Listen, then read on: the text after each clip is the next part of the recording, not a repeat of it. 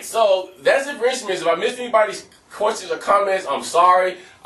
Let me know, and we'll discuss it on the forums or whatever. But now we're going to move into the next topic. This is why I told you guys that this one is going to be the longest one, probably more parts than the other two, because we got so much stuff to cover and to talk about, things like that. So the next topic is the character creator. Next to that comment I put, who has the most choices, which in-game characters look the best. First of all, let's start with the overall creating a character. They're both easy to get to for Rock Band 1 and Harmonix. However, I am going to give this edge to Guitar Hero World Tour for the simple fact that there is a lot more choices to do. You got a lot more stuff to put on. I mean, you could totally just take your character and put earrings in every part of his or her body you want to. There's all kinds of clothes, things you got to, there's things you have to win like you do in Rock Band, so on and so forth. The wheels they put in Guitar Hero World Tour to allow you to change your character's color, to me, was a little bit more accurate because I was actually able to get a color that kind of looked like me a little bit. Hairstyles out of this world, it just seems to be that there's not a whole lot of ending to the character creator.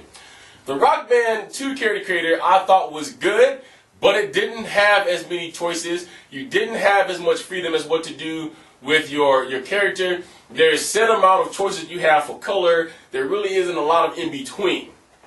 Okay, just like, and both of them do have where you can create your own, logos and tattoos. So the edge of the whole character creator goes to Guitar Hero World Tour as far as creating. But let's point out that Rock Band 2, they also did, they're able to score some Hot Topic clothes. They do have more clothes choices and more accessory choices in Rock Band 2 than they did in Rock Band 1.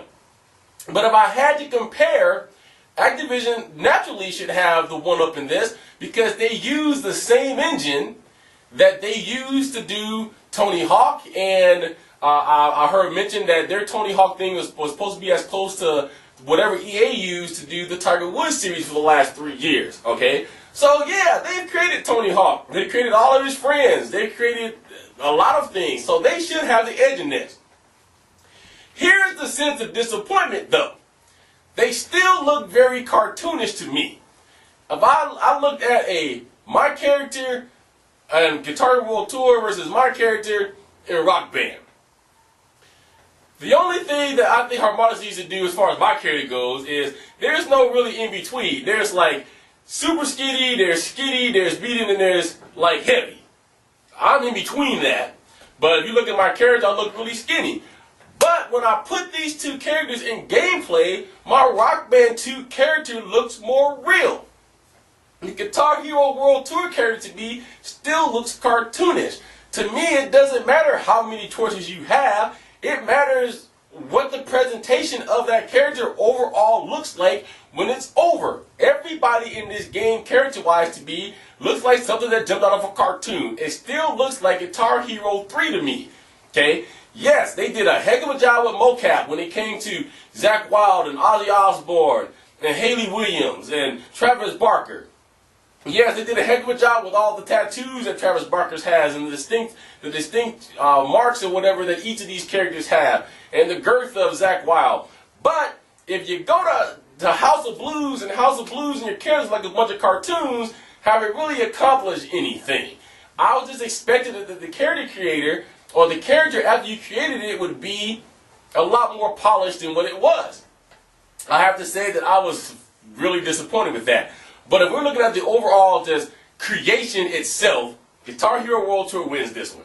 Hopefully Harmonix, if they come with Rock Band 3 or whatever they're going to do later down the line, maybe they'll take a look at their character creator. Maybe they'll give us a little bit more. But to their credit, they've also given us not only, so their character creator isn't up to par as far as Guitar World Tour choices, but they've given us the merch shop, okay? So we can go and we can take pictures of our band and we can put it on merchandise and we can buy the merchandise and the figurines and whatever. So if you're looking at character feature-wise or feature-wise, to me, it kind of evens out because where Harmonix is lacking on the choices side, they've given us other options that we can go and we can buy our own band and things of that nature, okay?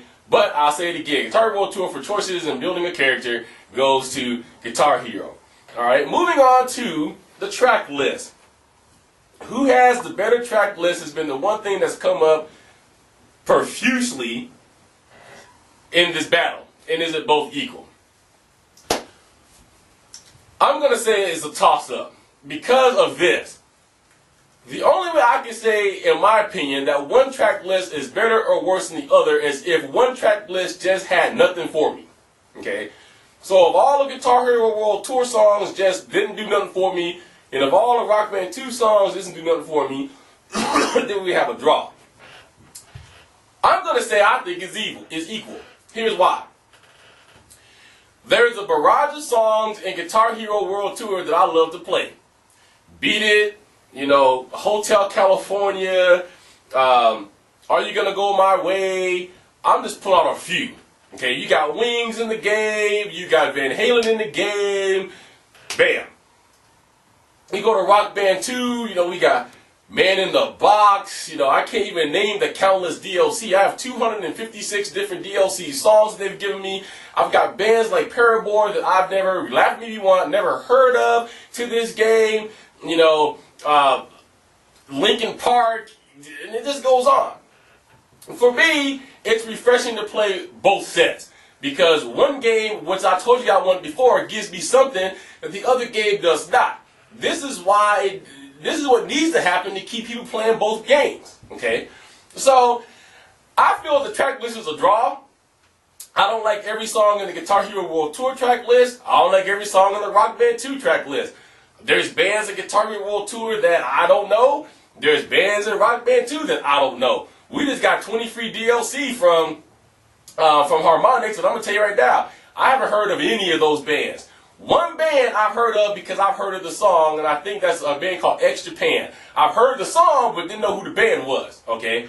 So, as far as I'm concerned, I'm not going to say that one of the other track lists is bad. I'm going to say that both of them are good track lists. They're both decent sets. We've got some firsts in Guitar Hero World Tour. We've got some firsts in Rock Band. It's going to be a matter of you guys' preference, which ones you like the best.